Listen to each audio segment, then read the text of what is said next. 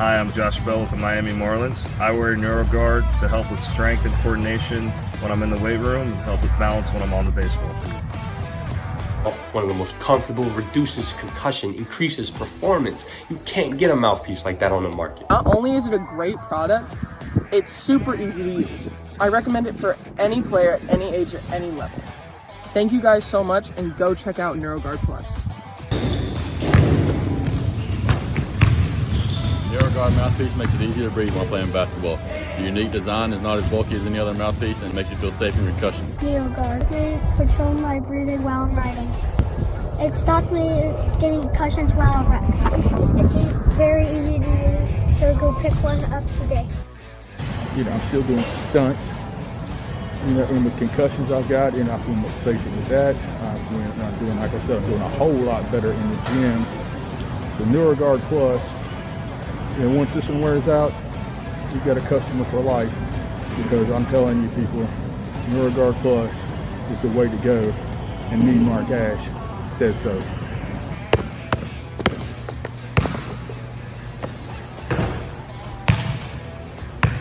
Parents, kids, coaches, NeuroGuard. It's the future. Stay tuned.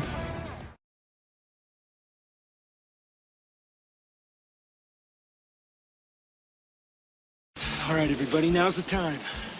Brown right, motion, tailback slant. Let's put the women and children to bed and go looking for dinner, all right? On one, ready? Go 13! Go 13!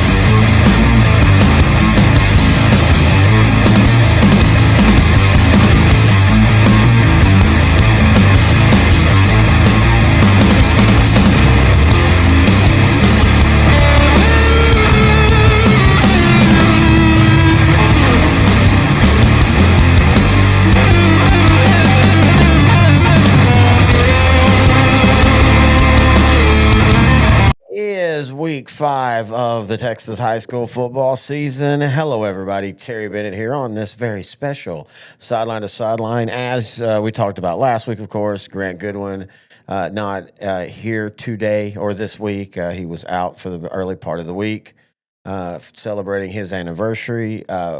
He will be back, of course, next week. We will be going to the Stephenville La Vega game this Friday night. Can't wait for that. But since he was out, this has become kind of our annual bye-week show. And instead of just completely taking off, what I decided to do was go around the regions with our region folks. So on today's show, we're going to have Chris Welch from the High Plains Huddle.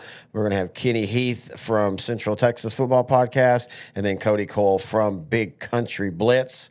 And we can't wait to talk to all three of them. Of course, I've talked to two of them. I don't have the computer on the camera on right now because it's extremely early here on this Thursday morning, and I'm trying to get other things done at the same time, such as putting out the coaches shows that'll come out today and putting up their regional shows. So what we're going to be doing is just bouncing around the region, and we will start when we come back after this break. Hey, Coach, are you ready to elevate your locker room experience? Well, at H&H Locker Solutions, we pride ourselves on delivering the highest quality lockers at the lowest cost in the Southeast. As a coach-owned business based in Alabama, we understand the needs of the coaches and the players alike. Our mission is to improve your locker room and streamline your process, and we're coming to Texas. Did you know we offer a free locker program? That's right. We ship all across the USA, ensuring you get the best solutions tailored just for you and your program. Want to learn more? Drop a comment or give Coach Harris, a.k.a. Ty, a call at 256-458-4427, and let's take your locker room to the next level. All right, Terry Bennett back here as on the bye week we're doing our look around the state of Texas with our regional host, and we're going to bring on first from the new High Plains Huddle, Chris Welch will be joining us, of course. We've had a nice relationship with the Bushland broadcast and now your regional show. First off, man, congrats. The regional show has taken off running. Really have enjoyed y'all's episodes.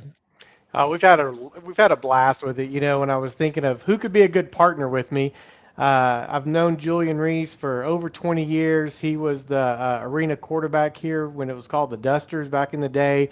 Won a couple championships, and then he ended up being the coach of the Venom for quite a while. And I think they won a couple championships there as well. And he developed a relationship with my kids early when he was a quarterback, going to different camps and whatnot. And we've just been friends ever since. But I called him up and I said, "Hey, so I'm thinking about doing a show." And I literally didn't finish the sentence, and he goes, "I'm in." I'm like, "Man," I said. He goes, "No, no, no, I'm in. Whatever you want to do." So, and his son's a junior over at Paladura High School.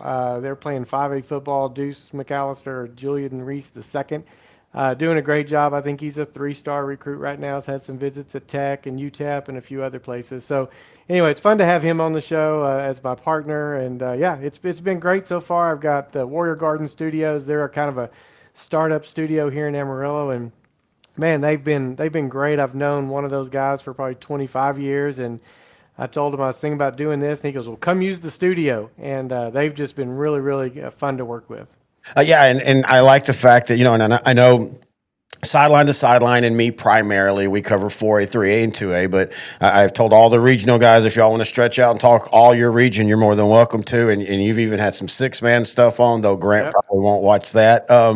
And you really are. You're in, and every region in Texas is fun, but you're in a region where you have a little bit of everything. You have some 6A powers, you have some private schools, you have some 6-man, and it's just been the biggest thing I've been impressed with. And I knew when we talked about you doing a show, I never had to worry about how it would look, because you're a lot like me. You don't want to even spend a year doing crappy stuff to get better. You want to hit the ground with a great studio. But honestly, the thing that I've been impressed with is the information.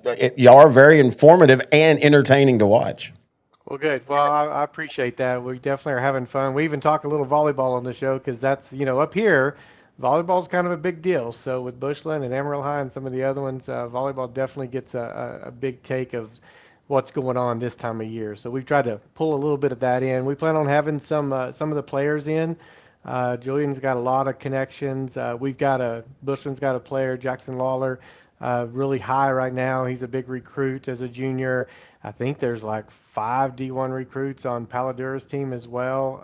And then Amarillo High's quarterback, we're going to try to get him in, and probably Macon over there at West Plains. We'll try to see if we can't pull him in too. So that's our goal, is to try to get some of these players in. And we do it on Sunday afternoons when we film. So we want to kind of get them in maybe as a guest host. That's our goal. So we'll see if they're comfortable with that, but that's our plan. I kind of like that. So you said West Plains, so let's go ahead and jump into it. You got a chance to see West Plains up and close last week as they beat Bushland 45-0, and we'll talk about Bushland here in a second. But Grant and I, we have them playing in the state championship. From what you saw, do you feel that they have that ability to get to Arlington? I tell you what, they're clicking on all cylinders right now. You got a 4-year starter at quarterback, and he shows it, right? He definitely comes in, he commands that offense, he runs the field, makes good decisions. Boy, I tell you what, their wide receiver number 3, he is amazing as well. Defense looked phenomenal, just all over the field, great coverage. Typically Bushland has pretty quick receivers. Not a problem for them at all. They stayed with them in one-on-one coverage, which really, with that, when they do that, they can blitz those safeties in a little bit more because they've got good coverage. So I think they're the real deal. They're the package. I mean, we've been watching this for 4 years now, kind of coming, this is only their 4th year as a high school. And so we've kind of been watching them build over the years, and Bushland got them 3 out of the 4, but we saw that train coming early on, and really at the end of last year. We knew what was coming for us this year. So, Well, I mean, yeah, they gave Salina their toughest playoff game last year, 43-36 or something like that. And I think you talked about them being a new school, and Grant and I had talked about this on the show. 4A has kind of become where the new school lands. They win state and then they're gone. 5A and 4A, because you had Katie Patel do that in 5A. Because I don't think I don't know where West Plains numbers are, but first off, Yeah, we'll guess. I'm guessing they go to 5A next year, but we'll I see. thought. I think they'll go and Canyon will go, but I think Randall might stay down. I think I'm not 100% sure on that. But one thing about it, Canyon and ISD in of itself, they're starting to put together some really good football resumes. With I know Canyon has a loss, but with Randall 4-0, West Plains 4-0. Canyon, was it 2 years ago? Looked like they were the team to beat out there, and then their quarterback got hurt, and that just kind of derailed what I thought was going to be a really special team. So the population is growing and the football is growing out in Canyon. Yeah, it's actually fun to watch, and what a lot of people don't realize, if you go look it up, the stadium that they play in used to belong to West Texas A&M University. So it's a big stadium, seats a little around 20,000. So it does make it the largest high school stadium in Texas at this time. And when they got that stadium from West Texas A&M, they already shared the stadium. West Texas A&M built a new one on campus, really slick, little smaller. Yeah, it's nice. But so Canyon ISD then took over the stadium at that point. They knocked out one end and created a whole new set of locker rooms, weight rooms. You've got concession stands down there, and then you've also got this kind of a dining hall type of thing where you can rent out as well. So anyway, pretty neat facility. They've done a great job down there, and yeah, definitely growing. And that growth has kind of hurt Amarillo ISD a little bit. They've pulled quite a bit out of Amarillo in that area into that school. So. Yeah, and that's you can see, like you said, with the growth. I would go through Canyon all the time. I love seeing the stadium out in as you're getting closer. All right, so let's now turn our attention to Bushland because people are going to look at this record and be like, "Wow, they're 1-3." They must have lost everybody, and y'all did. Y'all are a young team. But outside of the West Plains game, and I think you would agree too, you Bushland's team from last year playing this year's West Plains team. It won't be this bad, but it would have still been a thorough win. I think West Plains has just advanced that far. But you're competitive against Midland Christian. You're competitive against Canadian. I don't think y'all are as far off as the record looks. So our defense is playing lights out, and they've kept us in every ball game, and that's which is kind of different for a Bushland team. Over the last couple of years, our defense has really picked it up, I think. So this year, our defense has kept us. The biggest challenge right now is our offense. We've got two quarterbacks. Neither one of them have really stood out as being, hey, we're going to take it. And so that's been a challenge, I think. And once they can figure that out, every team has to figure this out at some point. When you lose that many seniors, you've had a lot of good leadership. So I think right now Bushland's struggling with that. And when that clicks and when that happens, I think the defense is keeping them in these games and they're going to be fine. It's just finding their identity right now on offense. The defense has found their identity. Like you said, they're the ones that kept us in that Midland Christian game. I believe it was 5 turnovers. One of those was for a pick 6. So, yeah, that was kind of a big deal. Well, and, this is, we always talk about, like, a program gets defined as a program that consistently wins year in and year out. Not when they have their best teams. That's easy. It's when you might be a down year, but you're still going 2 rounds into the playoffs, 3 rounds into the playoffs. That's when you feel that a program has arrived. And I don't know where, Bushland's going to end up in the playoffs this year, but I have a feeling inside this district, and we'll talk about the district here in a second. I think by the time district gets fully run, because y'all got what? Dumas this week, Perryton, Andrews, and then y'all start district. Dumas game's going to be interesting. Dumas is kind of, I've seen some of their film, and they look like Dumas. They're always athletic. They're always a little small, but they always, they're always competitive. I think that's going to be, I think that's a better test for y'all of where y'all are at now than West Plains was 2 weeks ago or last week. Yeah, Dumas, last year we went into overtime with Dumas. We jumped out on them pretty quick, and they made quite a comeback. And their quarterback, Colton, he's a junior. Boy, he's the real deal, right? And he's pretty good, and so he's keeping them in games. They had quite the shootout with Canadian. They lost the Canadian, which was really a surprise. I thought they would get Canadian. But I do believe this is a big test this week. It's homecoming as well for Bushland, so lots of things going on. But I would agree. I think this will give a good test as to where this team is. Well, and Dumas is one of those programs. I always compare them and Glen Rose. They're the type that they'll get a quarterback. They're smart and they'll start him young. They'll ride him for 3 years. They'll get as far as they can, and then they have to restart. And that first year might be a little bit of a struggle. Last year when they went 5-7, they've started out 3-1 this year. I saw that the Canadian game's the one I watched, and you're right about Colt Mills. I think he's small, and I worry about him getting hit. He could get hurt, but other than that, I think he's as good as the quarterback they had a few years ago when they made that 3-round run.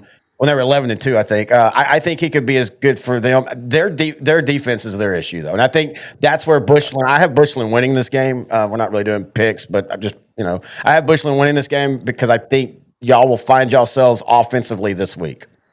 Yeah, yeah. So I would agree. I think Bushland takes it. It's just going to be. I think it'll be close. I do think it'll be close, just because I think Colt will keep them in that game. But yeah, we'll see. And just a quick side note. I don't know if you watched any of that Midland Christian team or seen them this year. Their quarterback, who's a freshman, keep an eye on him. I think his name is it Jackson or Jax? That kid's going to be good. He's a southpaw. He's a lefty. Very impressive as a freshman, I thought. So just FYI, keep an eye on Midland Christian's quarterback.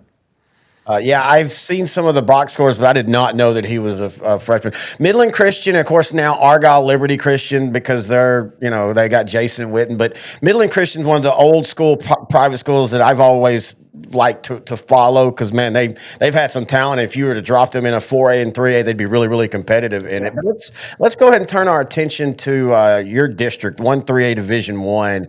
Been an interesting start to the year. You have Dalhart 3-1 as the Wolves, got a big win against Panhandle a couple weeks ago in a shootout. I was a little bit surprised by that. And yes, I know Panhandle's 2A, but Panhandle's damn good, and they might have the best quarterback in West Texas, no matter the classification this year. Especially the week before, they lost to Perryton 27-26. So I don't really know what to think of this Dalhart team right now.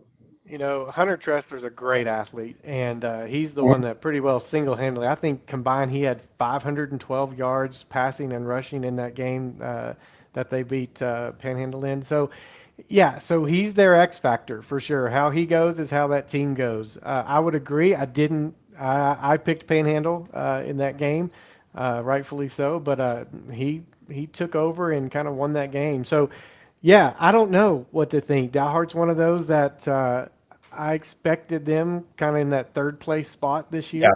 But I don't know. They could be a little bit of a surprise to some people, especially coming off of that win with Panhandle. So we'll see over the next couple of weeks as we get further into preseason. But a little bit of a surprise there. Shallow Water's 2-2, but again, losing to Seminole and Midland Greenwood, there's no shame in that. The way we picked it was Bushland, Shallow Water, and Dalhart. I do think now I'm curious if Dalhart can overtake Shallow Water. I don't think Dalhart's one of those programs. A few years ago they were really bad, and then they just kind of quietly turned it around to where they're kind of a consistent 8-4 team. Like they're not great. They're not probably going to win the region, but if they get a good draw, they easily could play into the region semis. Yeah, last year all 4 teams from our region won their first rounds last year, so that was pretty good from a district perspective that they all win their games.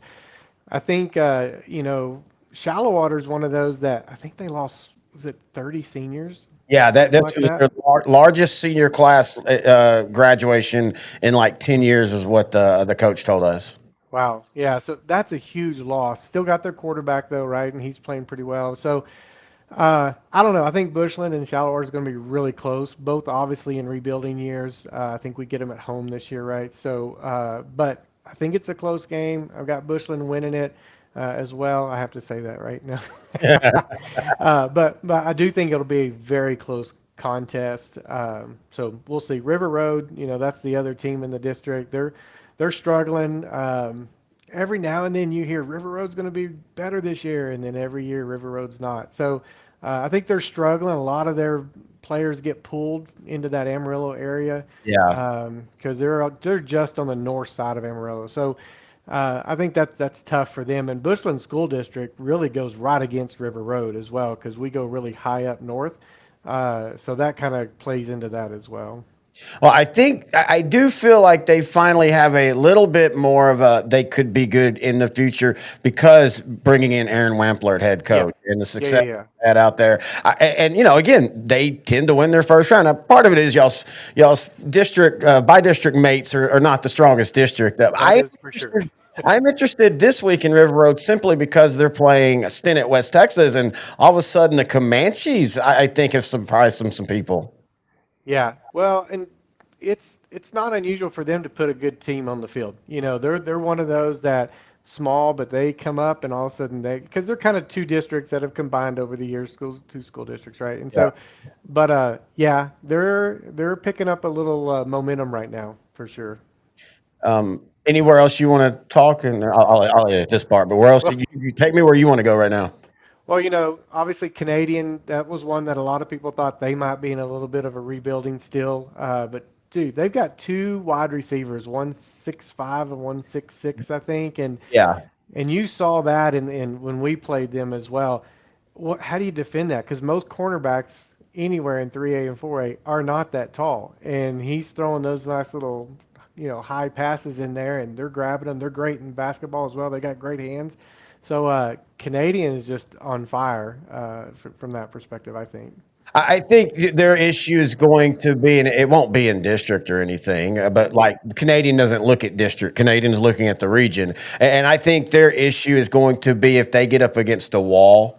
Wall would, I just think we saw Wall against Jim Ned last week. And I mean, Wall is so impressive, and it's so impressive how seamless they transition from that old, running wing T slot T bone amalgamation that Guy Houston had out there to this spread offense, and their quarterback is really good. But the biggest thing I was impressed with was the physicality of their wide receivers and running backs. Man, when you hit them, they're hitting you as much as they're hitting you. And last year, I think Wall won like 45-0 against Canadian in the playoffs. I don't know if Canadian's any better than that. I think West Texas and the Plains is going to have a really fun Arlington because I have West Plains and I have Wall both making it to Arlington.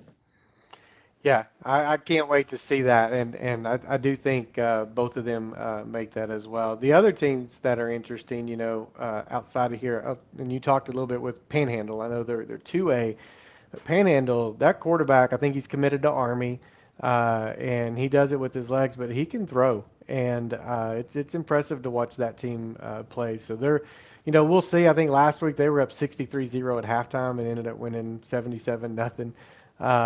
But against River Road. But I will say I'm curious about their defense. They looked a little susceptible there against Dalhart. So anxious to see what Panhandle does coming out of here as well. They've got a great opportunity maybe to be another team coming out of here, but we'll see. It's crazy to think about how much they mirror their district brethren, Sunray, from last year. Sunray had maybe the best quarterback in 2A, broke many records, had started to a freshman, but you always were kind of going, man, that defense, and then Post catches them in that playoff game, and it was a great game, and Post has done a wonderful job. Coach Wright turned Post around like in a flip. Like it's amazing how quick he did that, and everybody thought it was kind of flukish because of their schedule, but then they go up against Sunray and beat them. But it's crazy to me how much Panhandle mirrors them. Different styles of quarterback. Broxton Roms, like I said, is more of a runner, though I think his throwing gets very underrated. He could easily be in a regular spread, and he would throw for 3,500 yards and 45 touchdowns. But his running is so good. But also his play at linebacker. Now, they don't use him 100% of the time smartly, but once the playoffs come, all bets are off. Everybody's on the field, and he can change some games at linebacker. But the rest of the defense, I am concerned. But, man, this feels like Panhandle. And I went and looked a little bit at that Dalhart game. That was one of those weird games. A couple turnovers and things like that went weird. But yeah, I'm very impressed with Panhandle. The other team will pop up a little bit bigger, Paladura and Amarillo High. Paladura beat Amarillo this year. I think it's only the fourth time since 2000 that Wow. PD's beaten an Amarillo High team. So PD's really, they played Tascosa it was 10-0 they just could get no offense going. So Paladura, their defense looks really good. I mentioned earlier, I think they've got 5 D1 players, and they're all juniors, I believe. So they're a junior class. So depending on how they do this year, boy, next year could be on fire for that Paladura team, which is really great because Mims over there is, I think, his 4th or 5th year there. Brought in Ziggy Hood, who's out of PD, played for the Steelers.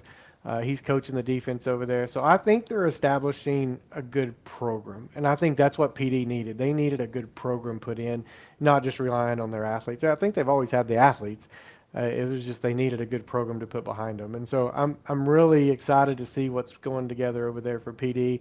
And then Amarillo High, man, Jet is just doing. I think he had 3 games in a row over 300. That's the first time that if you know anything about Amarillo High, they're running, right? Yep. But he had 3 games in a row over 300 yards. So Well, and but better than anything, I grew up reading all the stories, and for people that are younger than us would think we're crazy, but there was a time when Amarillo was one of the centers of Texas high school yeah. football, and that's been 50 years ago. What is it what has capped Amarillo as just any of the schools from being consistent? I don't want to Popeye for now, but being a consistent, region threat or even bigger. What's the big cap on that? Good question. I think part of it could be a lot of the really good coaches are going to stay down in the southern part of Texas, meaning, Dallas, Fort Worth, San Antonio. So I think getting the great caliber coaches up here has been a little more difficult. I think it took them a while, and then I'll take Canadian and Bushland as good examples to transition to new games. This part of the Texas has really been known for its running.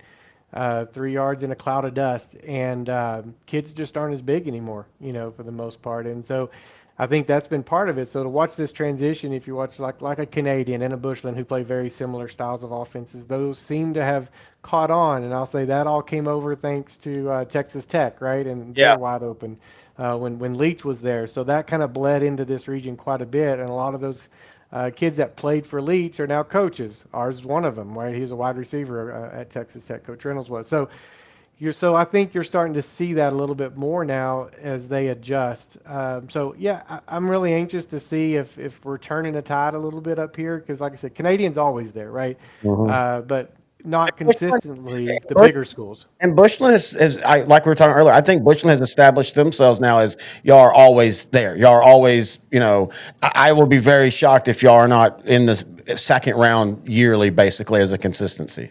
Yeah, agreed. So, I do, the bigger schools I think have struggled, especially in your 5A and 6As. West Plains is changing that. Amarillo High seems to be on a roll this year. Paladura seems to be pretty good this year. Randall seems to be good. And Randall made a run a couple of years ago, and went pretty deep as well. So maybe you're seeing a little turn up here, and all the teams are starting to adjust a little bit more. Now, if I'm not mistaken, you're an Aggie, right?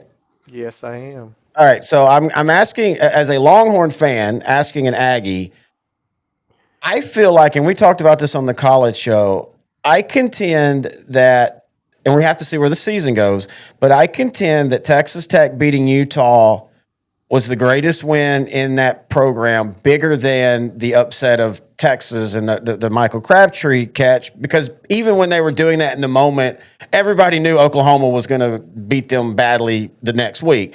I contend, though, that this was a foundation-altering win if they can keep it going.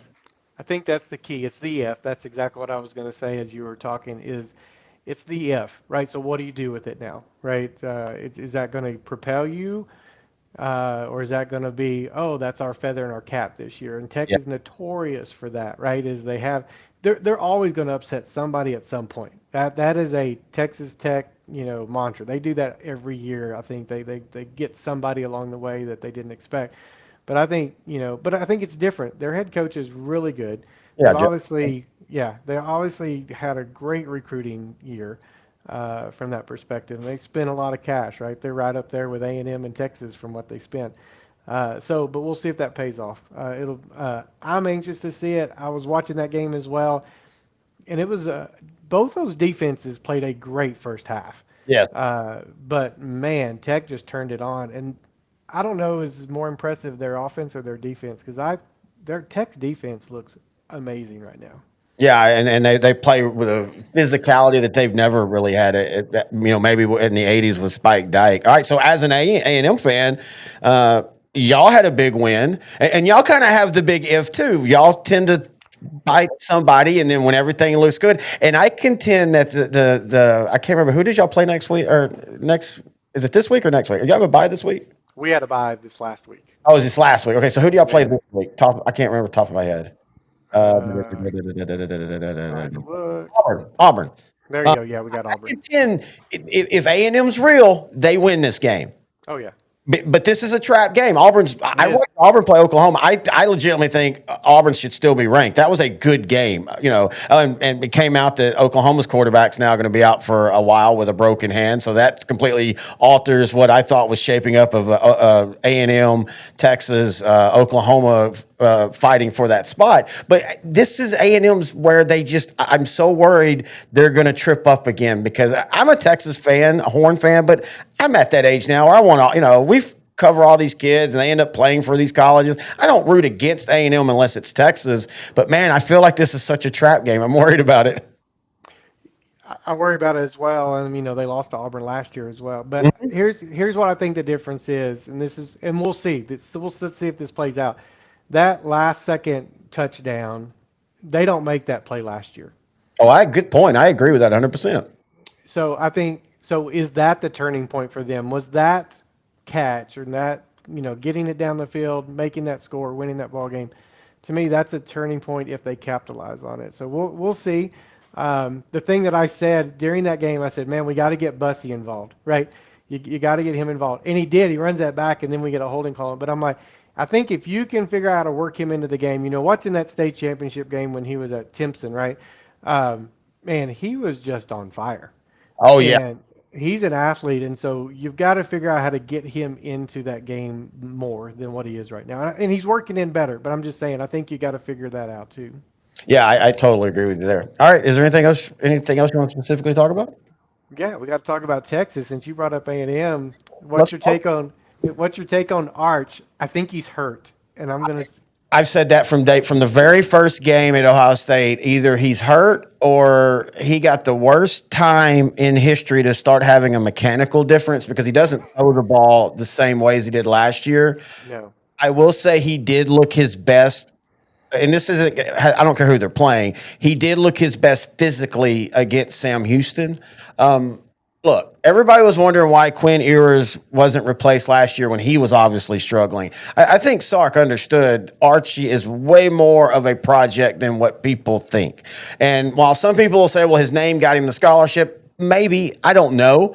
But I do think that he's way raw than what people think. That's why I've said he might transfer, but he's not leaving early for the NFL. He has no need to. He doesn't need the money, and his family will not let him go if he's not ready. And so I've always said I think Texas's high point is not this year.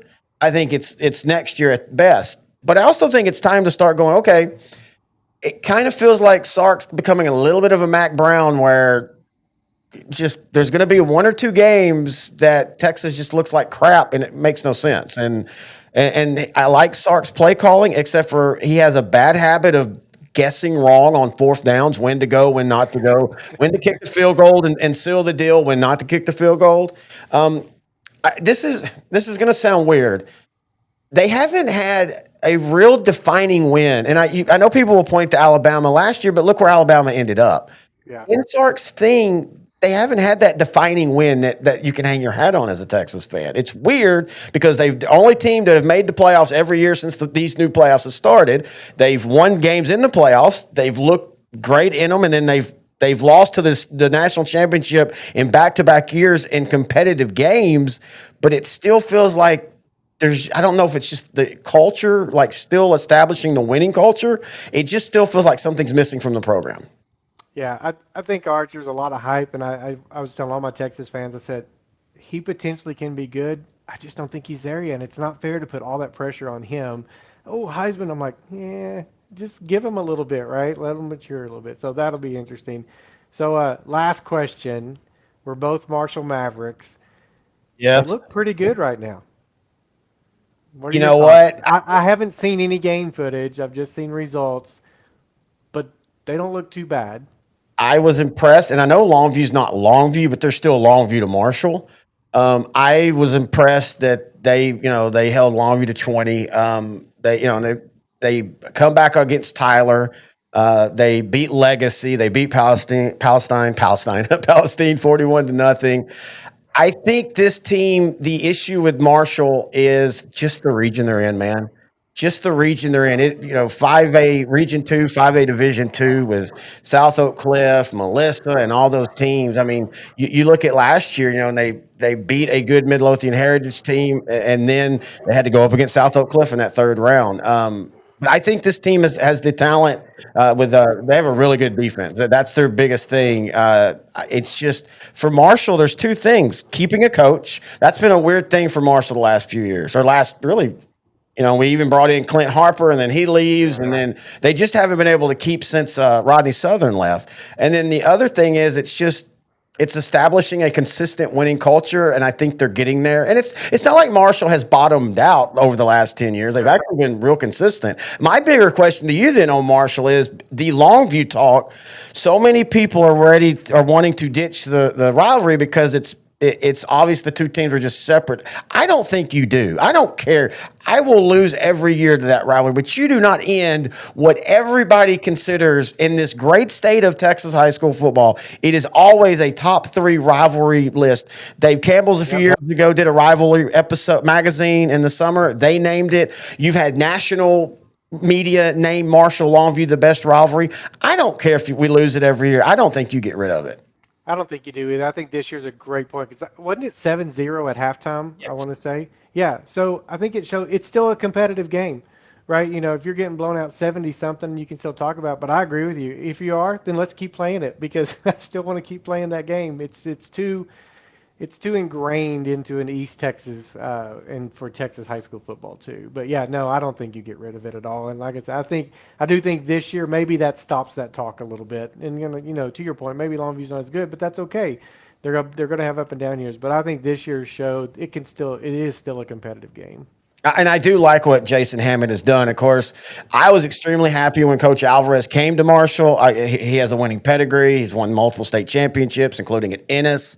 And then something happened last year. I've heard that he wouldn't play a certain player or whatever. But anyway, they stayed in staff with Hammett, or 2 years ago when that happened. They stayed in staff with Hammett, and I'll admit I was pleasantly surprised by 10-3 last year. I thought last year was going to be a step back for the Mavericks. And I think that's, again, building that foundation where you can always be 10-2, 10-3. Because in this district, it's them and Texas High. White House is back down. I know Nacogdoches is 3-1, but Nacogdoches is Nacogdoches. They'd rather play baseball. But in this district, and I don't think this district's going to change much, you should be consistently 1 or 2, you and Texas High kind of battling it out for that district championship. Yeah. It definitely good football out there in that district or in that whole area. So I love watching that area play football. It's a lot of fun. Carthage looks to be on fire again, by the way, as well as usual. But yeah. So yeah, I think the Mavericks are gonna make a good play this year. Everybody that watches Sideline to Sideline, or you are going, why are they talking East Texas 5A? This is all right. So we go all over the place, right? Yes, sir. All right. We talked about your regional show, but you also are part of the Bushland broadcast. So if somebody wants to watch or hear you for Bushland, where can they go? Yeah, so you can go to YouTube. Just search for Bushland Falcon Media. And that'll pop up, and you'll get our broadcast. So we'll typically go live every Friday night around 6:30, and we post a coach's show once a week as well. So we do that kind of on the side with Coach Reynolds. Done that for years. So so just go to YouTube. You can look at us on Facebook. We'll post it the link there typically, but YouTube's the best way. Just subscribe to the channel and catch us. Oh man.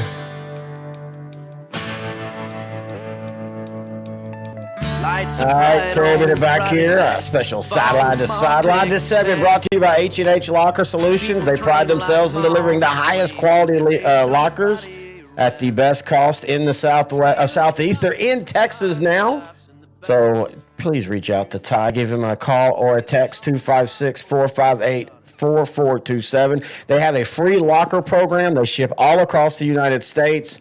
And you can trust Ty Harris because Ty Harris used to be Coach Harris. So he knows what a locker room needs, and we do appreciate him being a sponsor on this year's edition of Sideline to Sideline. All right, we're now bringing in our friend from Central Texas Football Podcast, Mr. Kenny Heath. I got to admit, man, look, I love what you and Ryan are doing on the show, but I got to admit, I kind of missed our shows last year. You kind of helped me get some of the Central Texas information, and so before we go on, kind of for people that might not know, kind of give us an idea of what the Central Texas Podcast is like this year. So Ryan, the old co-host, he's back, and we do a weekly question of the week with Matt Stepp. He's been kind enough to be doing that for the 4th year now, and just kind of we'll review 4 or 5 games from the week before, some of the ones that we previewed, and then we'll preview what we think are some interesting games. Not always the best games or the most highest ranked, just some teams that we think have been pretty solid and are matched up. You know, this time of year, I know district started, but you got some cross classification games that kind of are interesting. So we'll go over that, and then just talk Central Texas football. And really, we talk a wide area of Central Texas, from Stephenville to Alvarado down to Rogers, and out to Malakoff. We'll talk Malakoff if they're in a district with some Central Texas schools. So it doesn't, not always exactly Central Texas, but we'll talk it. All right, well, so before you start bringing up some games, a couple games, I want to bring up one of them, of course, being close to you. Y'all not only do the Central Texas Podcast, but you and Ryan are also the Whitney Wildcat broadcast team. Where can people watch that and hear that? If you go to Facebook, it's on Huddle Fan, but the link is posted on the Whitney Wildcat Sports Network Facebook page. So every Wednesday or Thursday, that's how I get to it if I want to go back and rewatch something. They'll have a link with the program. It's Brian does a great job. It's just a digital program. You can just scan it with a QR code or click on it, and it'll come up, and it gives you the history of the rivalry, the rosters, everything that you could need. And then below that, we'll have a shortcut to the game stream. And then below that, we'll have a link to the tickets if you want to buy tickets. And I'll start trying to remember to share that on our Facebook page, Sideline to Sideline. So I want to talk about y'all's game this week, because I think if you just look at the record, people be like, oh, well, Whitney, they're 3-1 with their one loss being a shootout to Benbrook. Interesting way the game ended. And then Little River Academy is 1-3. But, Little River Academy, when you look at who they've played and who they've lost to, losing by 1 possession to Waco Conley, 1 possession to Lexington, 3 points to Burnett, and then last week beating Salado, and I think a very improved Salado team, a very mature Salado team, 41-28. I think this game is going to be really, really good. I do too. And I talked to Coach Haynes last night. I do his show, and he called Little River the best 1-3 team in the state, probably at 3A, because they, like you said, a really good, a top 5 Lexington team. Even though they're D2, that's still a really good team that lost by a score. Conley, I think when they were healthy, they're not real healthy right now, but when they were healthy, they lost by a score. So yeah, they got a really big running back in Grossman. They got an athletic wide receiver, Record, so they're going to run the ball. Really didn't have a whole lot of passing game the first 3 games, but against Salado they got it going, and he did some damage with his arm. So yeah, I think it's going to be a great game. Whitney travels down to Bell County to go to John Glover Stadium and play that one. So we're not previewing it this week because we don't want to preview every Whitney game on our podcast. Yeah. But it's going to be a good one, I think. And I think it's going to be, Whitney's defense finally had a little bit of success last week against a Rogers team that's really, they're not going to outrun you to but they're a really good offense. They're spreading the ball out a little bit. They're still a hard-nosed, tough team. So I think it's a good win for Whitney, but it's going to get a little tougher this week.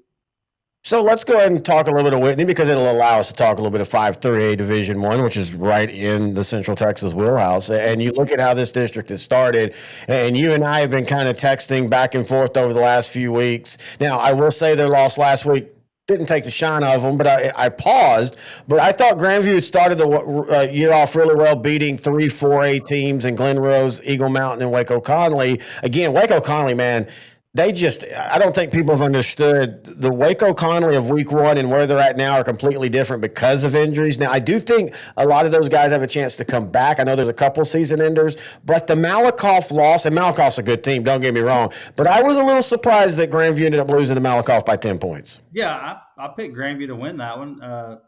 And I text you and I text Steph. I thought Grandview's a top 7, top 5 team. Just looking at their resume, beating the Eagle Mountain team and beating Conley. So I really thought that they would win that game. But we also said you just can't count out Malakoff. And Coach Driscoll does a great job over there. I know it's cliche, but they don't rebuild over there. They just got kids waiting to step up and make plays. And they got Jerry on Hall. I mean, he was hurt a lot. I think he didn't play maybe I think he only played the first quarter of the Lorena game, and he was out. So, they didn't have him. They did have him back against Madisonville, and he was back against Malakoff and played well. So, Malakoff's 2-2. Who's the other 2-2 team in the top 10 right now? Malakoff and is it Columbus. Yoakum is. Did Yoakum make it? No, what's the other team down there? I know Columbus is still in there with 2 losses. Yeah, Columbus. I thought Let me just the quarterback went to Tech. Let me just go to the rankings real quick. 3 Division Hitchcock in the top 10? I thought Hitchcock. Let's see. Yes, so there's actually 4 teams with 2 loss records, and you're going to have this because when you look at who these teams have lost, like Franklin's 1 and 2, but it's been to like Salina, and they gave Salina everything they could handle. Impressive. I don't know yet. Again, with us kind of having our bye week where we're not doing a full sideline to sideline show, I've been really focused in on the regions that I was going to be talking to, like you for for the Central, Chris Welch for the Panhandle, Cody with Big Country. So I haven't really rolled over all the things, but yeah, you got Franklin at number 2 with 2 losses, Columbus number 5 with 2 losses, both of them to 4A teams. Both of them were basically Columbus fumbled the game away at the end. Then Hitchcock 2-2, and then Malakoff 2-2. But again, all of these teams have lost 2 great teams. All of these teams have lost 2 4A teams. And that's what I think the thing that, and I talked with coaches and stuff, I love this era, and I think you and I have even talked about this, where these teams are playing better teams on purpose in non-district. And you've got, like Munster playing Pottsboro and playing Holiday, knowing that they're going to be undermanned, but they need that because Munster in their region is going to outman everybody else. So they've got to be tested. So when they get to that, when they get to the Albanese and the Shiners of the world, and I think that makes you a better team. I'm glad that's kind of been proven over. I feel like this has been a thing for about the last 15 years or so. Yeah, and Grandview's been doing it for a while, and then you got teams like Mart that can't find anybody in their classification to play them, so they're forced to move up and play 3A D1 teams and stuff like that. Well, and one of the teams that does that, and a team that I am going to see this week, La Vega and Stephenville. Both of these teams play tough schedules. La Vega 3-1. Their only loss to Salina. It was 36-7, but again, at half, it was a 1-possession game. Salina's been doing that this year. That's kind of and it's not a bad thing to do, but you got to kind of wonder if it'll bite them where they're not slow in the first half and they're not playing terrible, but they're usually within 1 possession. But man, in that second half, Salina's offensive line, Bo Bentley at quarterback, they just lean on you. La Vega, though, man, it still feels weird to say a La Vega team that can fling the ball all over the field. I contend that if Jabari Thornton was 2 inches taller, he would be a 5-star. And I think he'll end up at a 4-star. But I think the only thing holding him back is he's a little bit short. But Courtney Parr at quarterback, to see him grow up to where a couple years ago he was kind of not a weakling, but they had taken a step back at the position. And now he's one of the top ones in Class 4A.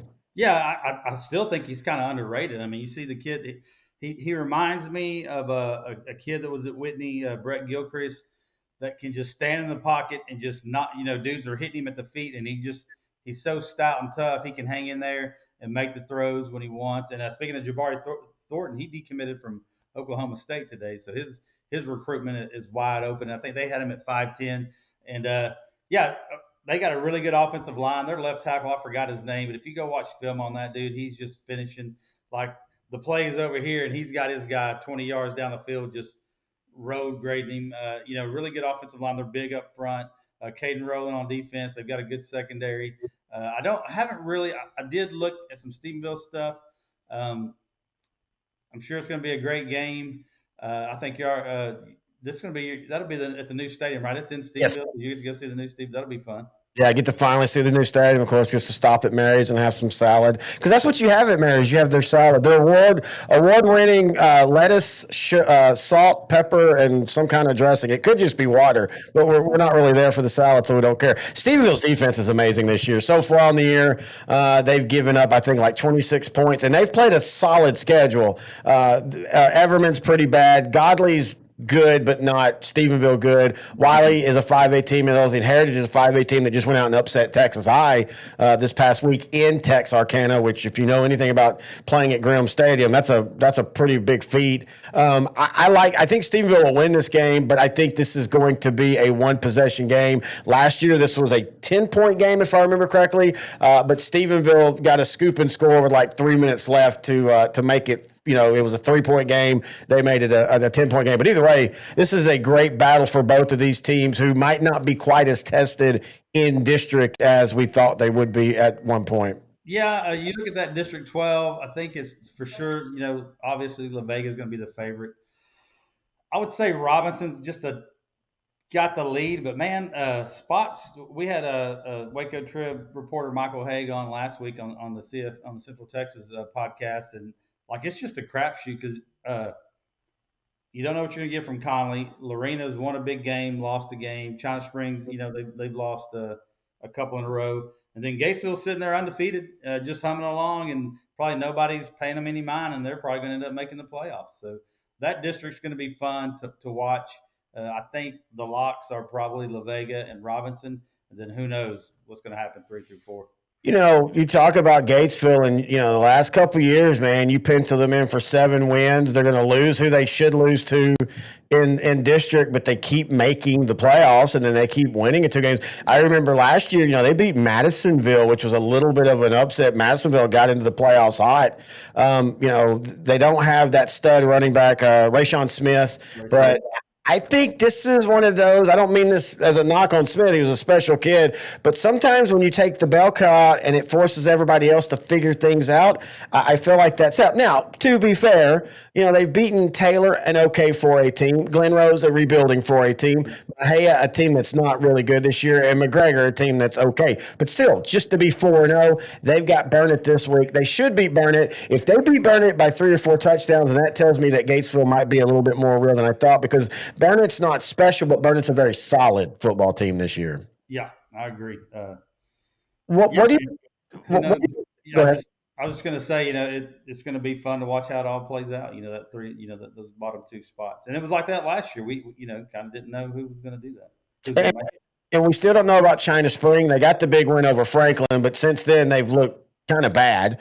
They got walloped by Bastrop, Waco University, and Springtown. Springtown's a great team. Springtown with Cade Hill is one of my favorites in their region this year, even though it's in a very tough region. But I still feel like China Springs, I don't know, they're still trying to find themselves. They've kind of wandered the desert the last 2 years. Yeah, I know. Against University, Jackson Knapp, the quarterback, got knocked out of that game.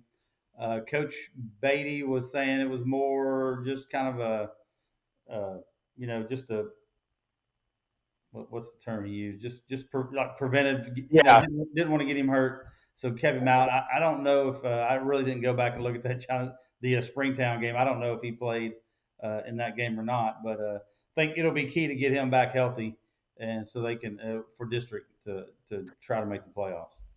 We hate to talk this kind of stuff, and we're not getting into the complete details, partially because we don't really know the complete details. I don't like to really talk about things like this when it happens, but it does impact this region and in a division and a region in a division that's wide open. But Rio Vista, they lost their appeal, so they have no chance to make the playoffs. That really changes the already wide open region, because they were a solid team. They returned 11 back from a team that got better as the season went along. I think their quarterback, Caden Stevens, I saw Scott. Okay, I saw some film on him from 7-on-7. Actually, I think it was because they were showing why they got in trouble. But still, I had noticed, man, that kid's got a pretty darn good arm. It really sucks, but I mean, the UL had to act on this one from everything we've seen. But it really does impact a wide open region. Yeah, from what like you said, no details, but it was pretty blatant from what the stores in Rio Vista's 20 miles down the road from me. So I know a lot of people around here, and I'm not saying I got all the facts, but it just didn't look right from the get go. But yeah, so now Rio's off this weekend, this Friday. So the rest of the district's playing. So you kind of get an idea of what's what. I had Rio making the playoffs, so now a team like Wortham, or they're probably going to sneak in. I think Axtell and Italy and Valley. I think Valley Mills will finish second. I think they got a good ball club. Yeah, it'll be fun. It was going to be interesting anyway. And that region, like you said, is wide open. We talked DeLeon before we started recording. They're really good. Matt Stepp likes Frankston out towards the east. And Frankston's the top 10. DeLeon and Frankston both top 10 teams. So that'll be fun to watch. Don't count Axtell out. Exactly. Really impressive against Crawford last week.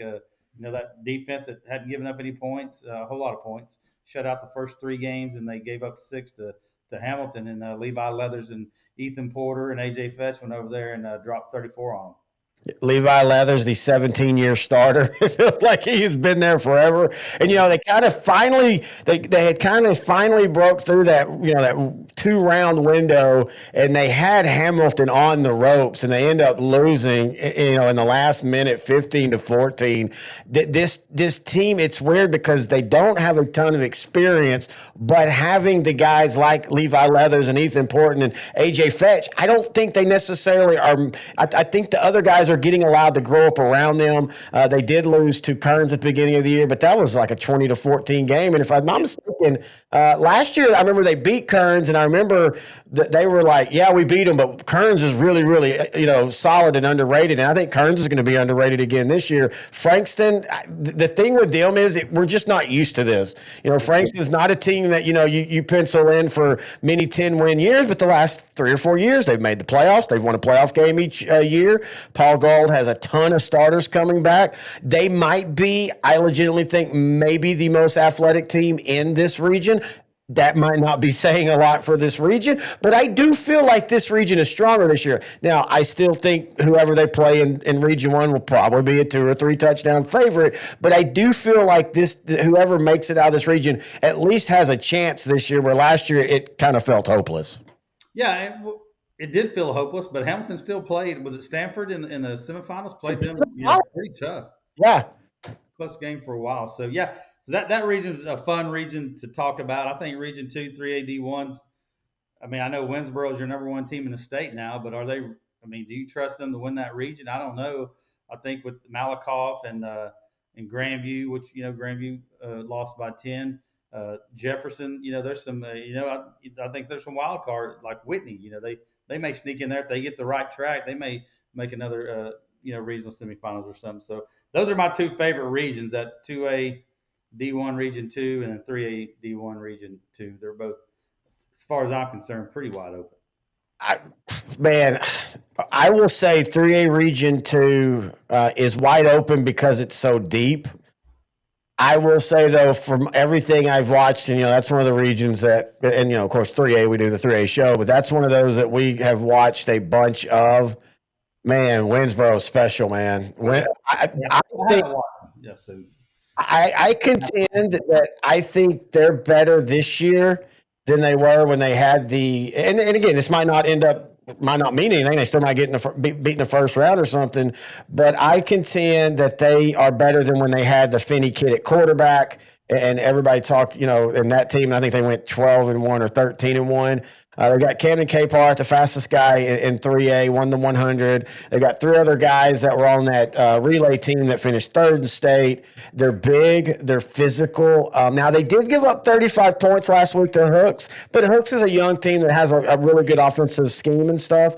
But, they're going to have to get through a district that's not great, but you've got a Malakoff. You've got a Mineola who has the coach that had been there for 4 years and had them as a consistent 10-win team, and then his his son got cancer, and so he kicked up to the athletic department or AD for a couple of years. His son's better now, so he stepped back into the role. Mount Vernon seems to be really improved this year after a lot of people thought they were going to be down. Their two losses are to a really good Pottsboro team and a really good Atlanta team. So I agree with you that region is going to be fun, but I do think right now I have it as Winsboro as a not prohibitive favorite, but I will be shocked if Winsboro is not playing in the region final, if that makes sense. What about Region 3? Do you think Fairfield or Westwood can kind of dethrone Franklin or Columbus or somebody down from that southern region?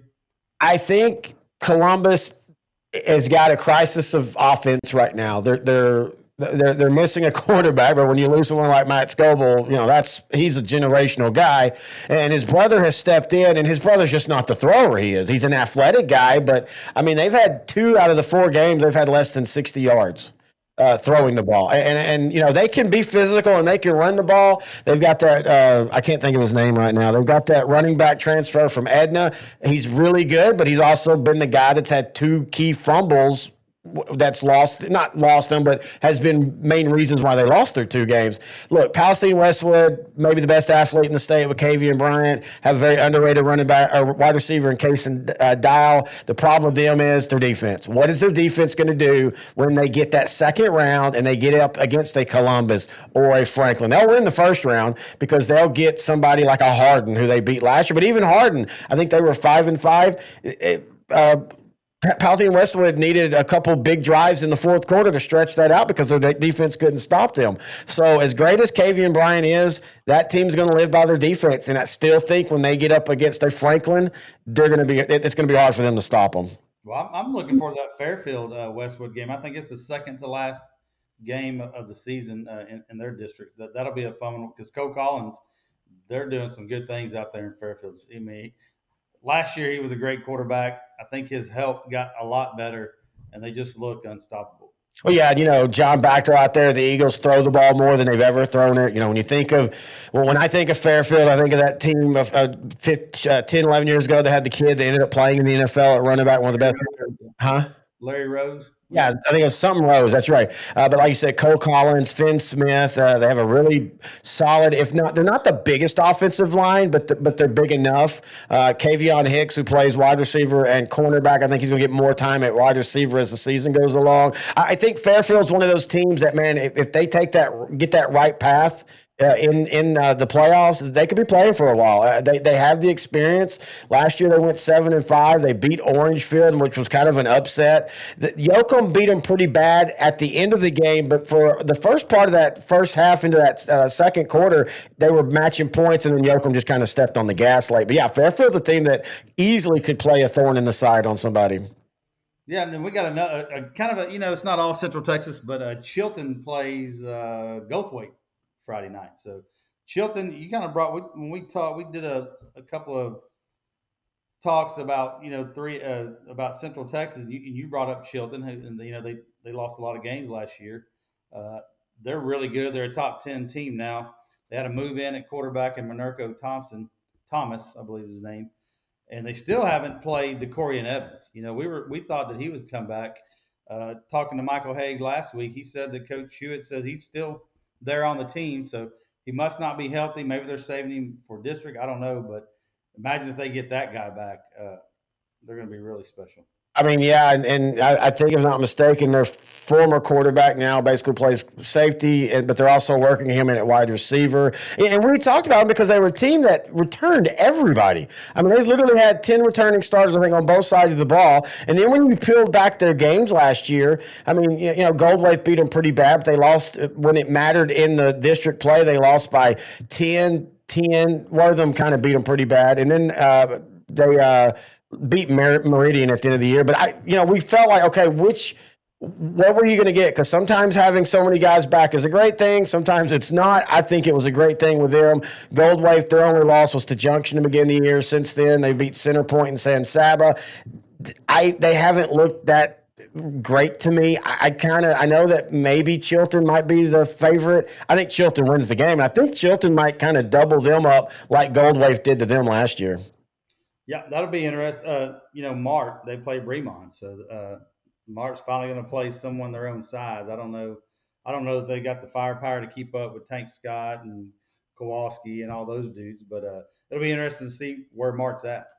You know, we joked about Levi Leathers. Tank Scott's one of those that feels like he's been playing for 10 years. I agree with you on Martin. I mean, look, Martin is still a team that, and I know I always say this, but depending on their playoff path, can play for a few weeks. But this isn't the same Martin. And that's not necessarily a bad thing.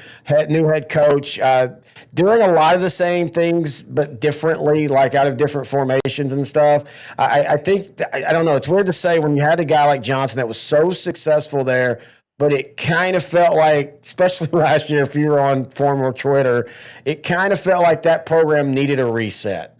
And I think, you know, the unfortunate thing for them is they're in a tough district. Now, 10-2A Division II is still tough. I don't think it's as tough as it was last year, or what we thought it was going to be last year. And then Martin and all them kind of not disappointed, but it wasn't as strong as we thought we were going to be. But it's still just a slog. I mean, my God, they start district this week, as you were talking about, and you can't slip up. And this district has enough depth that you could, if you're not paying attention, look at Frost. I mean, yeah, they haven't necessarily played anybody, but they're still 3-0. I mean, this is a team that's been 2-8, 2-8, 5 and 4 and 6 the last few years. So you've got them just filling their oats 3-0. And if they can beat Wortham, which I think they will, well, then they're going to be 1-0 in district. And boy, you get 1-0 in this big district, that's a huge step. Yeah. And one game I forgot we covered last week is Bosqueville Rosebud Lot. Yeah. I picked Rosebud to win that one, but man, Bosqueville looked good. They got a good running back in Dax Ferris. I think this is Coach Patrick's second year. He came over from China Spring. Before that, he was in De Leon as the baseball coach and the OC. He's doing a great job over there. There was an article in the paper in the Waco Trib about him today. I really thought Rosebud and Price Ray Broker was kind of a little bit ahead of them, but man, I was wrong. What a big win for Bosqueville, and that kind of like they're in that same district there with they're in there with Asheville, aren't they? Yeah, they were the 7-2A Division I. And we actually had somebody email Sideline to Sideline after that win asking if we were going to talk about it. And I was like, well, not really, because we're not doing a show this week, our traditional one. But hey, I can email them and say, hey, guess what? We do talk about them. Yeah, we'll be looking at the Bulldogs. They're a team that, was it 2020? They had a really good team that played to the region semifinals. Since then, they've kind of been floundering and stuff. And they had a bunch coming back. I remember the guy saying that it felt like under the old regime, a lot of players were kind of playing positions that maybe that wasn't the best for them. Sometimes that's by force. You can't help it. So I'll be curious to see them again. I don't know what Region 2 Division I will end up in the state level, but inside this region and inside these individual districts, I think it's going to be a blast. Yeah, it'll be fun. And I think, Bremont and La Vega out of Central Texas are probably your two closest kind of not locks, but your favorites to get to Arlington sometime in December. Just don't see any other teams. I mean, there could be some kind of Cinderella story, but I think La Vega and Bremont are probably if you had to bet, those are the two you'd bet on to get to Arlington. All right, we're going to finish things up by switching to the old college football because, as you can tell if you're watching this, you appear to have a little bit of Texas Tech love. They had a huge Yeah, my son goes to Tech. I was born in Lubbock and grew up a Tech fan, and now my son's there. He's a senior, so yeah, it's a good day to be a Red Raider fan. I'm going to ask you a question that might be shocking, and I know where the rivalries were and all this, but I contend, and we have to see where this season plays out. If they end up dropping 2 or 3 games that they shouldn't, then it doesn't matter. But I contend that the Utah win this past Saturday is bigger to the program than upsetting Texas with the Michael Crabtree catch back in 07 or 08, simply because I think even Texas Tech fans knew that the next week going into Oklahoma was fully healthy at that time. They were angry because Texas had beat them. I think we all even felt, okay, they're probably going to still lose to Oklahoma. With this win against Utah firmly gives them 1,000% control over their playoff destiny, and they have a schedule that's going to be tough, but Texas Tech is going to probably be the favorite in every game going forward.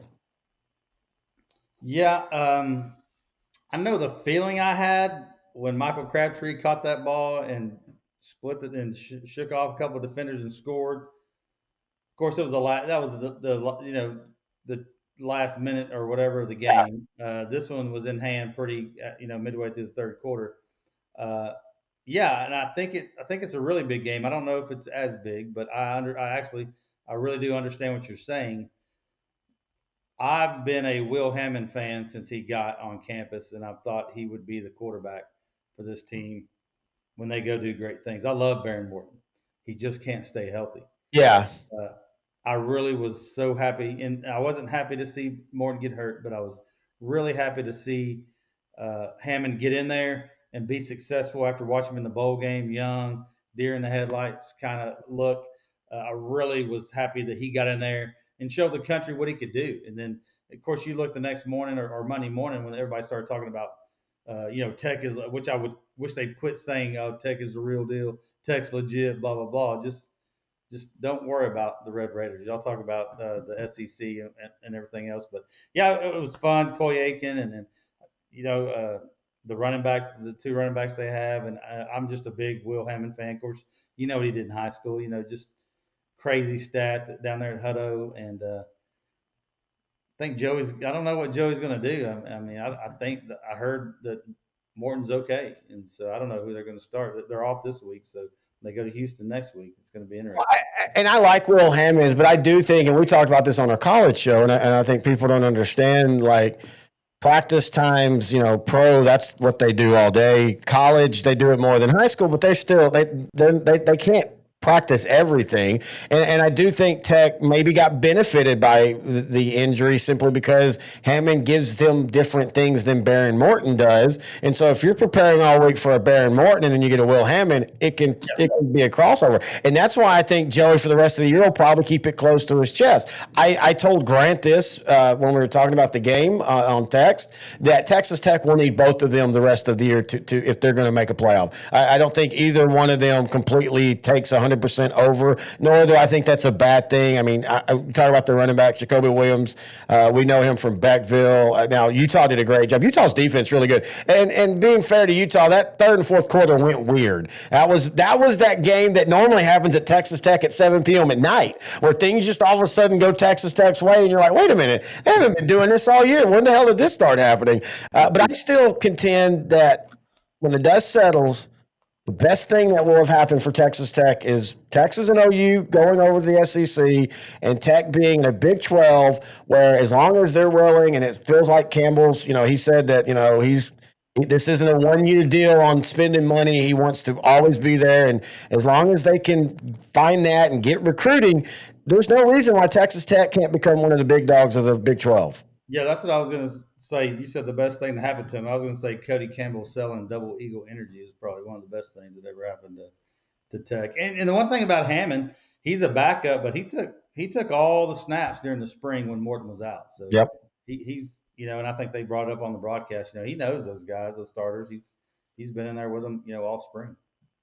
All right. So again, if y'all want to check out Whitney Wildcat, just go to the Facebook page.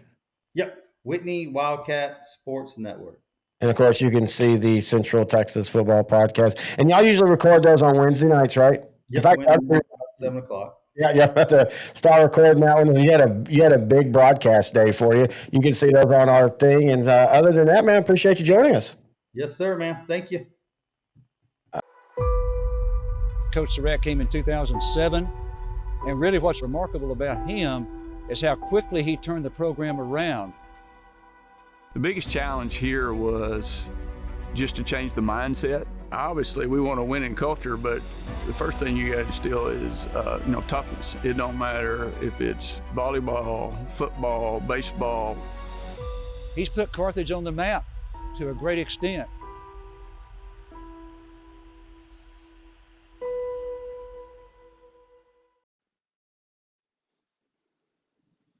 All right, Terry Bennett back here on Sideline to Sideline, the special Around the Regions We Go. I don't know what we're calling this thing. It's our bye week. Grant's out, of course, and we're going to finish it up with one of my favorite sites, Big Country Blitz. Of course, you can find them at bigcountryblitz.com, and I am so happy to have on with us now Cody Cole, the creator of Big Country Blitz. First off, how you doing, man?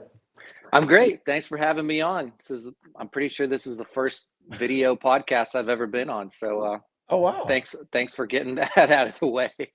This is one thing I love about the internet and what we do is we've had about a 2.5 year relationship now. And this is the first time we've ever actually talked outside of just messages and such. But I wanted to do what I did with the other couple region shows we have. And before we get into some of these games, first off, just tell us, how long have you been running Big Country Blitz? Why did you get it started? Tell us a little bit about the history. Yeah, sure. This is, I think, the sixth year of Big Country Blitz. Before that, I had done local TV sports here in Abilene, in Bryan College Station, and 3 years in Pittsburgh, Kansas, just for local TV affiliates. Uh, my wife got her master's degree in Kansas. We moved back to Texas, to College Station, spent a great 10 years there, got to cover the Aggies when they moved to the SEC. Johnny Manziel went in the Heisman, got to see some awesome things, college and high school football wise there. My wife and I both went to Hardin Simmons here in Abilene. We decided to move back closer to family, move back, and I didn't really want the grind of being at the TV station late every night and missing my own kids' games to cover other people's games. So wasn't sure exactly what I was going to do. She suggested that I do a magazine like I had done for previous TV stations I'd work at and start one here. And it kind of made sense with the timing is when the Reporter News here in Abilene kind of stopped doing as much local coverage as they did. So I was able to step in and fill a little bit of a void, I think, and the timing was right. Didn't expect to really be doing as many things online as I do now, but here we go, and I'm loving it, and it's been awesome to get back into covering high school football. You know, you kind of bring up a good point. You filled a void in. If you'd have told me, like in 2003 and 2004, with where the internet was when it came to high school football and stuff, I would have thought it was way easier to access information now than it is. It feels like we've kind of, in some ways, taken steps back because, and this is nothing on Max Preps, but we have a website in Max Preps that it's 50-50 if the information's even correct half the time, and they're using AI to write these articles and stuff. And it's just weird that here in 2025, it's sometimes harder to find game information. It really is, and it all depends on the coach. And I mean, I'm blessed to work with some great coaches around here that hook me up with information and hook the other media members up with good information. But I mean, some teams just they don't care. They want it to be more of a secret, I think, and they don't want the other team to be able to use that information against them. I don't know, but that doesn't make a whole lot of sense to me. With every mom and dad out there with their cell phone recording plays every game. So yeah, I agree with you a little bit there that it certainly has taken a step back. And Max Preps, I mean, it's a great resource, but it only depends on how much the coach puts into it to upload stuff to Max Preps. It could be lots of rosters I've seen with no one on there, and then some rosters that have like the entire JV and freshman team, and you don't know what number 7 you're looking at because there are 4 of them listed. Well, I mean, even Dave Campbell, they're trying to put on their team pages rosters, but they're a year behind, sometimes 2 years behind. And Dave Campbell does a great job. We have a great relationship with Matt Stepp, but even on their season recaps online or their season previews, some of them are from last year still. It's just, I think if you're going to make Max Prep the official stat keeper, then it should be kind of a requirement for coaches that if you don't send your information in, there will be penalties. And I'm like you, I don't get coaches that still do the whole, we don't want to show things, we don't want people to see things. I know broadcasts that can't do basketball broadcasts because the high school coach doesn't want what he calls free scouting for the opponent. That's crazy. That's ridiculous. I mean, maybe back in the day when newspapers were bigger, it was awesome to see your kid's name in there and your team's name in there. And that was the only way they were getting any recognition. So coaches did a better job, I think, of uploading to stuff like that. I totally agree. All right, well, let's now get into the fun part of this, and let's talk. You do each week your top 5 big country games. You do 11-man and you do 6-man. I want to focus, of course, on what we cover, 4A, 3A, and 2A, and it fits perfectly because you have a little bit of all of that in there. I want to start first off with Jim Ned versus Holiday. I got to see Jim Ned against Wall, and when you see 2 quality opponents like that, it's sometimes hard to tell what the weaknesses are, because what Wall did against Jim Ned that was successful, I don't know if other programs can necessarily do. In saying that, I will admit I was a little underwhelmed by the Jim Ned offense in that Wall game. Yeah, I went to another game first and got there for the second half of that one and didn't see Jim Ned really do a whole lot. They had that drive down, inside the 5-yard line on the first drive of the third quarter, but other than that, they had a hard time. I mean, excuses, but they are pretty banged up. Their best running back, Aiden Ellis, has missed a lot of time. They hang their hat on their defense for sure, and like you said, Wall is like a cut above, and that's an offense that hardly anybody's going to be able to stop. And Holiday kind of seems to have that kind of offense as well, averaging over 50 points a game. Jim Ned's offense, not so great so far this season, but their defense has been. So it's kind of one of those great tests to see which one will come out on top. A Holiday offense or a Holiday team that scored a lot, but also given up a lot, or a Jim Ned team that hasn't scored a lot, but really hasn't given up a lot either. Well, I got to admit, I was a little impressed with how Holiday has started this year. Basically replacing everything on offense, at least of the main guys like quarterback and stuff. They did return some offensive linemen and some skill guys, but man, they came out of the gates firing. They've scored at least 43 in every game. Beat a really good Munster 2A team who we'll talk about here in a little bit. Dropped 51 and 64 in back-to-back weeks against 4A programs. I'm a little impressed with that, but I kind of feel like you, though. I kind of feel like this is the week Jim Ned gets healthy, as they say, or as we and Grant always say, get right with ball on the offensive side, because Holiday has struggled against good offenses on the defensive side. Yeah, good points. It'll be interesting to see how it all plays off. And I know Jim Ned is better offensively than they've shown so far this year. They just have too many good players, and they have such a good offensive line. And I mean, their best lineman's been out most of the year too. So if they can, get healthy in that aspect, go into the bye week, I think they'll be okay once district play rolls around. But they've played tough teams every week in non-district, and that takes its toll a little bit when you keep getting banged up. Well, I was going to ask you that's one of the weird things about Jim Ned, and we're talking about now 2 different coaching staffs, so it's not something that's, been consistently done. But ever since they've won state, it seems like every year they get derailed by injuries, and I don't mean like 1 or 2, but like 5 to 6 starters. Is it something in the water? Is it just a bad run of luck? I mean, what's going on with that? Man, it beats me. I do think part of it is the teams that they have to play. I mean, when you're not doing that well, everybody wants to play you in non-district. But when you're at the level that Jim Ned has reached, they're having to play, the Walls, the Jacksboro. I mean, this year's Jacksboro, not nearly on the level as the one from the previous couple of years, but I mean, they beat the Jacksboro with Cannon Valenzuela that put up a ton of points last year. They played Holiday. I mean, they're always playing tough teams, and I guess with that comes the risk of injury. All right, from a game that I saw when we were talking about with Jim Ned versus Wall to a game that I will see, let's move up 4A. La Vega 3-1 versus Stephenville 4-0. Man, this is another one. This is one of those games we always call it the calibration games, where you can't take 100% of what's going on, but you can at least start getting an idea of what these teams are going to do going forward. La Vega on the year 3-1. They lost to Salina 36-7. That game was closer in the first half, but Salina's kind of had a theme of that this year, of stepping on the gas to start the second half. It still confuses me to say this, but La Vega throwing the ball, one of the best quarterbacks in Courtney Parr, one of the most underrated wide receivers in Jabari Thornton. I think if he was 2 inches taller, I was saying this on the other segment, I think he'd be a 5-star. But then with Stephenville, it's physicality, it's defense, and it's a machine. This is going to be a great one. I think it should be. And I mean, it's 2 of the 4A football in Texas. You think Stephenville, you think La Vega is 2 of the top teams out there. And it's just awesome to see them playing each other. Stephenville, I mean, they've had to replace some quality guys. I mean, offensive weapons that they've had to replace, and they've picked it up with, without losing a little bit, it seems like. And the way that they were able to beat a good Wiley team last week, 52-13, just kind of, I knew Stephenville's good, but that raised the eyebrows just a little bit more of what they were able to do to stop a Bulldog team that's, I mean, more than likely going to be a playoff team in Class 5A.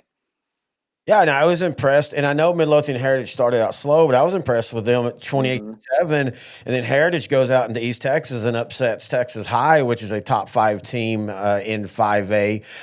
In this game, to me, though, it's going to come down to, can Stephenville stop Courtney Parr and Jabari Thornton? Last year, this was a 38-28 game that Stephenville won. It went back and forth, and they were able to kind of pull away at the end. I don't know that they can do that offensively this year. They're still kind of working that offense out, and I know they've put up points again, but I think this is the best defense they're going to play, well, until next week when they play Ruston, Louisiana. I know y'all, I think you picked Stephenville. I kind of have La Vega in this one. I think the offense is a little bit too much for Stephenville. Yeah, it'll be their toughest test for sure by far. I mean, Stephenville's got some dudes on defense, Hudson Butchie, linebacker, and CJ Spellmeyer up front. So, I mean, I think they will get some pressure on La Vega, but I mean, stopping La Vega is that's out the window. I mean, it's going to probably end up being a shootout, and I could see this one going either way, to be honest. And to be fair, if I think and it's weird to say that La Vega has struggled defensively, but they have against the good teams in the last couple of years. So I think that's going to be interesting. I think the higher the score goes, I think it helps La Vega. The lower the score, I think Stephenville will win. And I can't see a path where Stephenville's pressure gets to La Vega. Looking at some of the film Salina was getting to him late in that second half, and that's kind of what changed the flow of that game. And you know, like I said, Salina ended up just stepping on the gas. All right, let's move over to, of course, if you know the Sideline to Sideline Network, I do a Munster football show each and every week with Coach Brady Carney. They come off of a tough loss against 3A Pottsboro. They play a team that I think is in a very interesting region in 2A Division I. I think if De Leon can find consistency, they could easily be the best team in that region, but it's the consistency that they need to find. Yeah, and I'm a bit of a disadvantage to you, not knowing nearly as much about Munster with them being, you know, a little north of my coverage area. But I mean, I know from watching them in the playoffs last year, and I mean, playing the level of competition they've played in the non-district this year, that they are legit. De Leon's offense, amazing. Like, they can put up points with anybody. It's been the defense has kind of been the question mark, and they gave up, I think, 14 points really to the Holly starting offense before they took some guys out and ended up giving up some points last week. But that was a big test for them, kind of a mental hurdle to beat a team like Holly, who is down a little bit this year, and they're without really the guy that they thought would be their starting quarterback because of injuries. But to take care of Holly like they did at home, and to run for 276 yards or whatever it was against a Holly defense, it's, you know, always really good. I think De Leon is ready to take a step this year. But I mean, Munster handled them last year on their way to the state championship. They've got the home field advantage this time around. I think it'll be tough for the Bearcats to go win this game, but I think it'll be a lot closer than it was last year. Yeah, I agree. And Coach Carney actually felt that same way. Brendan Whitaker stepped in late last year in the offseason. And so far, like you said, we knew the offense was going to go. It's going to be the defense. And they gave up points to Stanford, but I mean, that's Stanford. That wasn't a shameful loss. And I didn't even know that they had jumped so far out on Holly. I was actually going to ask you that. So this was a game where De Leon jumped big and then Holly kind of made up some trash points at the end. Yeah, I think it was 44-14 at one point in the second half, and Holly was able to, you know, catch some points up on the board a little bit later, but it really was never in doubt. De Leon was in control from the start of this one. All right, let's move on to our last one. Albany versus Anson. The Tigers are 4-0. Albany's 3-1. Man, you know, Anson's looked great this year. They've only given up 14 points, but you know, you can also say, well, who they've played. So what are your thoughts on Anson? Yeah, I saw them in person against Haskell last week. Their starting quarterback is out injured for 5 or 6 weeks, so they've gone to a backup, Hunter Teichelman, who stepped in and did an amazing job the week before. He did fine against Haskell, and I think Haskell's probably a 2A D2 playoff team in their district, but they're not nearly on the level as Albany.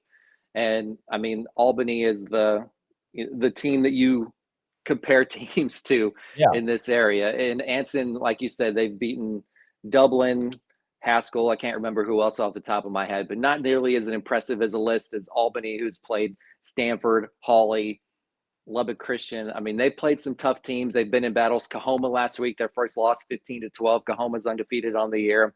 I mean, I think Anson's good, and I think they're one of the best teams in their district, but I still think that Albany is probably above everyone, even in this district, even with the fact that they've played with a freshman quarterback. The first 4 games, I think that Clay Chapman came back and played some last week. Albany's just the one that you compare teams to. I said that too, and it's tough to pick anyone to beat them until they actually go out and do it. I think Anson's really good. Their defense is incredible. And Malachi St. John on offense, if you haven't seen this kid, he's a tight end, 6'5", over 200 pounds. I mean, he's got a bunch of great catches this year. He splits out sometimes. They can throw it up top to him. They can throw screens to him, and he can break tackles. He is their best weapon by far on offense. And their defense is great, but I just have a hard time picking against Albany. Yeah, I agree. And again, referencing Munster, me and Coach Carney will talk a few minutes before we record, and he was just making a point that he felt Albany was closer to Albany of Albany than last year's 9-3 team, but it never kind of felt, they weren't consistent. It just always felt like they were kind of teetering. And somebody had emailed me about that Kahoma loss, and I'm like, look, Kahoma's 4-0 sitting up there in 3A Division II. I think they're way better than what people think. And it wasn't like they were bad last year. They were 7-4, but they returned a lot. I didn't look at that as a bad loss by Albany at all. No, no doubt. And it's a team that they didn't even play the year before. Some schedules got moved around, and they ended up having to pick up a team 2 classifications bigger than them for their homecoming game. So, I mean, shout out to Kahoma for coming to Albany to play that game. Not a lot of teams would have taken that phone call, and I think both teams probably got better from playing each other. All right, so that's what we do, and that's what you do here on BigCountryBlitz.com. Of course, for us show, we talk 4A, 3A, and 2A, but you cover all of Big Country. You cover the big schools, and you even do a great little 6-man, same thing with the top games of the week. Give me a little bit on the 6-man side. What's the best team in 6-man in the Big Country area? We are blessed to have, Gordon and Jayton in our area, and it's kind of an extended area, but back to the Abilene Reporter News heyday, I guess. Both teams were in that coverage area. So, Gordon for sure by far is the best team in the state, regardless of classification, 6-man wise. And as we saw last week, better than quite a few, probably 11-man teams in the 2A part of it. Jayton, really good as well. They're probably on their path to a state championship again.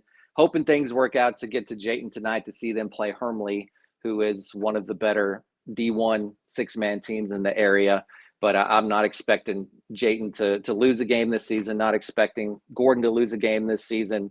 Robert Lee, really good in the D1 ranks, 6-man wise.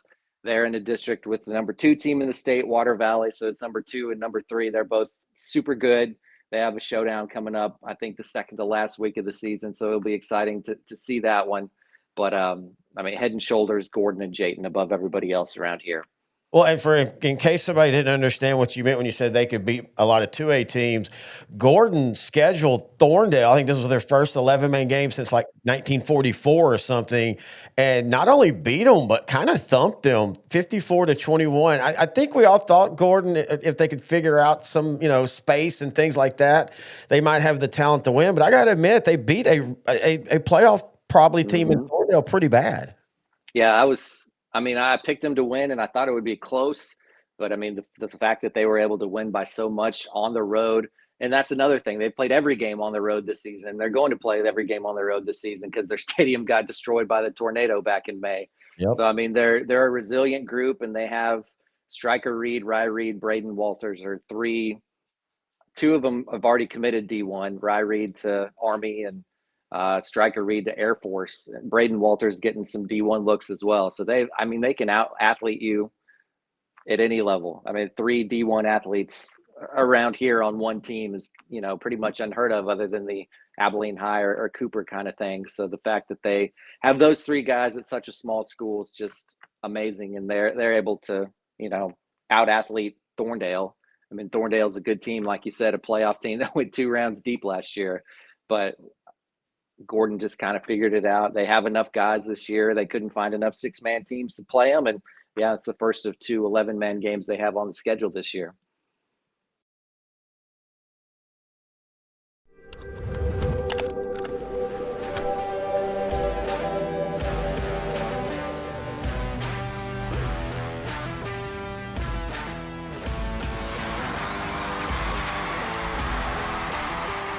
Hey, I mean, that was a good point. I think we might start seeing some go back. All right. Terry Bennett back here, Sideline to Sideline, the special edition. I want to thank Chris Welch, Kenny Heath, and Cody Cole for joining us. Again, Grant will be back in studio next week, or be back on the show. He might do the show from his house, but we will be back with our traditional 3 shows, 2A, 3A, and 4A. With that Big Country segment, that kicks off the Big Country Big Country Blitz show that we'll be doing each and every week with Cody. We'll probably record those on Thursday morning, and I'll have them up by Thursday at lunch. But other than that, if you have any questions, thoughts, or comments, email the show, Grant and Terry at s2ssport.com. You can find us on Facebook. All you have to do is type in Sideline to Sideline, and on Twitter at Grant and Terry. Also, just want to let you know on the Outdrank the Coverage side, Sunday night, intern Noe, the pro, is going to be in studio. We're going to do a watch party of what is going to be the horrific Packers versus Cowboys Micah Parsons revenge game. So if you'd like to check out us making fools of ourselves and getting mad while drinking and watching NFL, then please join us. You can just go to Facebook, Outdrank the Coverage, or on our YouTube channel. It'll be live, youtube.com/@L4 Media. All right, that's going to do it for this special episode. Again, Grant will be back in studio with Coach X writing in all next week. And until then, I'm Terry Bennett, and this has been Sideline to Sideline, brought to you by Newer Guard Plus, right here on L4 Media.